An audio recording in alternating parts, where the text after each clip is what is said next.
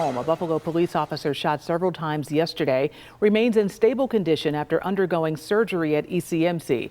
It happened when the officer was responding to a domestic call and encountered an armed suspect. That suspect was shot by police, and today Channel 2's Ron Plans followed up with Buffalo Police, the union president, about possible violence in the coming summer months and the impact on our police force.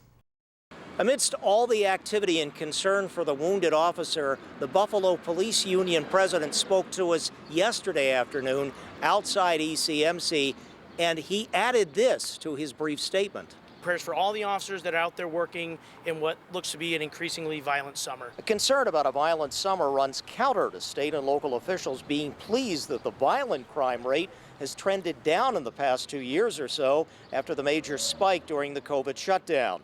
However, PBA President Davidson has steadily raised the issue of staffing concerns for the BPD, which saw a significant number of 47 retirements last year and more expected this year.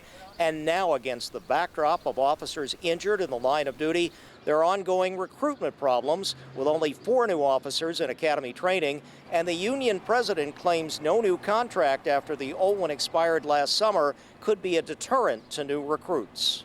When these things happen, you start to think about, we got to keep these officers engaged and motivated, and at this point I think that's becoming more difficult. I think we're starting to see some of the threads coming undone when it comes to staffing. Hopeful that they're ready to begin these talks, but they have not begun yet.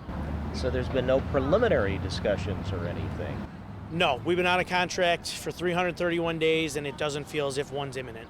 And then the police overtime question, which Mayor Ryan says they tried to realistically allow for in this new budget. It is unavoidable that overtime is going to happen when you have, by some estimates, 100 less officers than you need, and by other estimates, maybe 200 less officers than what you need. There's no way to fill those staffing gaps if you don't have new officers. There is late word this evening from the mayor's office that since the budget process is complete and the new fiscal year starts in July, they expect to begin meeting with the city employee unions at the bargaining table this summer. On your side, Ron Plants, Channel 2 News.